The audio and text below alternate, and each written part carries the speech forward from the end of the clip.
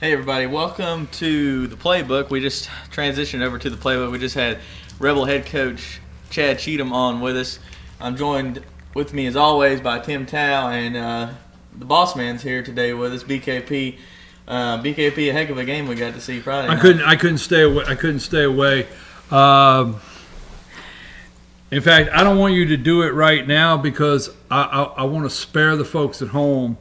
But you got that mean third down yell from the press box. Tim is up in the press box, and third down. What are you getting out of that? About 30 good seconds. Yeah. There was I think the last the actual play where Morris ripped Mike O'Neill's helmet off. That was the play where it was probably 30 seconds. BKP. You're right. Up in the press box watching from up top. Jake and I were on the sideline. Jake went up into the crowd, talked to some people there. I have not. It's been several years since I've actually been on the sideline and watched as good a football game as that.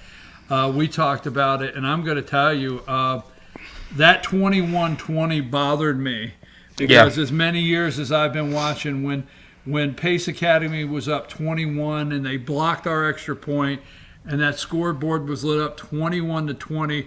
I was like, and I was talking to Jerry Daves. I'll call him out on here. Jerry and I walked down the sideline. What is his photography company? All-Star Sports. Yeah, Photography. Jerry's a great guy. And we walk from one end to the other talking about everything. But Jerry and I both looked at like that one. You just don't like to leave that hanging up there. It could haunt you at the end. Yeah. And then Fannin gets in the next time and goes for two, and not a minute of not one moment that it wasn't exciting that game. So, we mentioned it earlier on Rebel Wrap Up, but it was honestly the most exciting Fannin football game I've ever seen. And I've been around the program a lot since 2006. It was I've never heard the crowd that loud. I've just never seen a game like that. Like you said, 21-7 against Pace Academy, a team who won the state championship in 2015, a team that has sent players to the NFL. Most notably, Andrew Thomas is Georgia's left tackle from last year, 4th overall pick to the Giants. A team that sends players to the SEC constantly. This is just a team from Blue Ridge, a team of mountain boys, but they're hungry mountain boys. I think it says a lot about Fannin's team because that's what I said in the first segment that we were doing with Rebel Wrap Up is I want to be clear that Pace Academy is a good football team that was on that field, and it says a lot about the Fannin Rebels. But I do want to say this, we were talking about highlights because I went down with the video camera and I asked Coach before the game. I said, "Look, I'm going to get tight in. I won't get in the way." I said, "I won't." I always ask Coach first what I can do. I said, "I want to get tight into the the timeouts, some stuff like that, so I can document some stuff." And he said, "Go for it." But what I found interesting, I went through all the clips, and it's really not a highlight kind of game. I mean, there's a couple big plays. I was impressed with that north-south run. And I could see in that second quarter where all of a sudden that front line said, "Follow me," and it was nonstop from there. Yeah, Seth Reese, Jake Sands, Caleb Postel, great day on the ground for the Rebels. I want to give a shout out to the offensive line. I know we're talking about them, but Mason Bundy, Liberty commit for the Fannin County Rebels, Braden Foster, Chris Scott, Rico Arlianis, Dylan Collins, Mike O'Neill played some both ways on Friday night for the Rebels. The unsung hero of the football team, the offensive line. Tim, you brought something up I wanted to touch on before we move on to some other games in the area. You talked about how credentialed these teams are that Fannin's been showing up and playing against every Friday night. I mean, there's been a high 4-star, 5-star, 3-star somewhere in these teams that Fannin's been playing against all year, pretty much. And I mean, we saw last week, as highly recruited as that team was, we're going to see a team with another 4-star linebacker in Chief Borders in Heard County this week. It's crazy. It's an anomaly that Fannin County is advancing as far as they are, and to be undefeated and there's nothing's coming in. Like everyone is flying under the radar on that team. You mentioned Bundy has his Liberty commit, but that's really the only thing that we're seeing. But I think next level. I think they like flying under the radar. I think that's their mentality. It took them 7 weeks to finally get ranked this year when they were undefeated. When all these other teams that were ranked, they were losing games, they still weren't ranked. But it's just they use that as motivation. We all know, all three of us know, Luke Holloway is going to be a college football quarterback. He don't have many offers right now, but it's just making him more hungry. Boy, it took him 8 weeks to get his first. Yeah, 8 weeks into his senior season. I see what both of you are saying. I understand where you're coming from 100%. But then you're right. I mean, they're playing teams week after week, and it's just like I'll go back to Jerry. We were talking, and Jerry could tell you just like this. He's real good at it. Hey, this guy over here, he's already drafted. He's going D1, and this guy's going. And I see what you're saying exactly. I mean, they're playing every week against, the team that they're playing this week probably has 2 D1 commitments already, if not more, but at least 2. And I see what you're saying. So, I mean, not moving it along, but I'd like to hear, because I haven't had a chance to study the team that Fannon's playing this Friday night. And let the fans know. I mean, Coach said if he had a dollar or something for every time somebody said, "Hey, what's this team look like?" But you guys have been researching this team. Tell the fans out there what we are up against Friday night. What you're seeing? Yeah, your number 14, Chief Borders. His name's going to be called on defense. That's his main is linebacker. He'll line up on the line. He'll line up an inside backer. He'll line up on the outside. Number 14, he's a Florida commit. It's no secret. He's a good football player. But just going back to kind of what we were saying, not to backtrack, but the name, the high profile team that doesn't scare this Fannin County team. These recruits, the Pace Academy, the Heard counties, obviously no disrespect to Fannin County, but Pace and Heard are way more established football programs than Fannin County is. But that doesn't scare these rebels. That doesn't mean nothing to them. That just makes them touched on it. That just makes them more hungry to want to get to that level. And boys, they're on their way. Coach touched on it. The reason that they aren't is because they have these guys like Luke and that senior class that have played in those big moments before. I mean, I'm sure, was it sophomore year they went and played their first round playoff game at Calhoun. And I'm sure they walked in there and they were starstruck. And then they've made it to their senior year and now it's just like, all right, we're back in the playoffs. This isn't new to us. I will say this: I was really impressed. I've been on the sideline of a lot of football games. Great football teams. And I've watched the air come out. I've watched the air come out of the sails, and it's just letting the air out. And I thought when they immediately went down 2 touchdowns, really quick in that third quarter, I was looking at the guys on the sideline like, can you feel the momentum change? Can you feel the air come out? It didn't happen for those guys, and that's what you're talking about is, hey, we got some big players coming Friday night. We got some big names. We got a good established program, but we're going to play football. Yeah, it doesn't bother. They're going to play their game. They're going to play within themselves. They're not going to play good, fundamentally sound football. And Friday night's going to be special. It's going to be just as special as it was. Anything else on what they're going to see Friday night? We'll go to the last game that Heard County played against Union County. Union County, a team in our coverage area we cover a lot. We congratulate the Panthers on a good season. I mean, they were riddled with injuries all year. Yeah, that's kind of the reason their record looked the way it did. We saw Fannin and Union play a heck of a game when Union was fully healthy the first game of the year. Yeah, it was a great football game. But Fannin was able to, second half of the ball game, come back and put a lot of points on this Heard defense. Union was able to come back in the second half of the football game and put a lot of points on the Braves defense. Well, I think we've said it almost about every week here, every other week at least, but Brian Allison doesn't get enough credit for the job he's done at Union County. We talk about that a lot. We do, but he don't. He is a guy who does so much with not saying Union County doesn't have a lot of talent, but he does so much with the talent that he has. And we know Logan Helcher, the starting quarterback, he was out against Heard County. Hemphill came in, and Allison coached them up, and they played a good ball game. And Daniel, I know the running back's been battling injuries all year. He got hurt at the Fannin game too. But just a great job of Brian Allison, the Panthers. Is You know what? Every year he's going to postseason. He's going post every year. And I will say this. You're 100% right, because I know where you're going with this a little bit, is geographically where Union is in a state.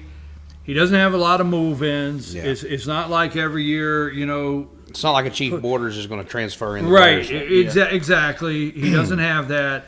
And great young men up there, but Brian Allison takes what I call a true county football program, takes the best talent in that county, and turns something out year after year. So I give you that. But they're out, and that's the team that's coming up to play Fannin. But we do have another team, a couple teams that in our coverage area that are moving on. Dawson County, they're moving on. They're going to be playing Region 8 champion Oconee. They're number 1 in AAA. Oconee is number 1, and that's who ranked by Georgia Public Broadcasting, ranked number 1 in AAA. That's who Dawson will be seeing. I mean, that's going to be – they're number 22 in all of Georgia. Oconee is a heck of a football team, and Dawson is definitely going to have their hands full with a second-round game in a team like that. Who did Dawson play this past week? Played at Daresville. Yeah, Daresville. They defeated Daresville. I know Oconee County, a pretty established program there in Walkersville, Georgia. Been kind of known for quarterbacks. Zach Mettenberger used to be the LSU quarterback. He attended Oconee County, and I believe Brad Johnson's son Max was the quarterback at Oconee County last year. He is now, ironically enough, I think at LSU as well.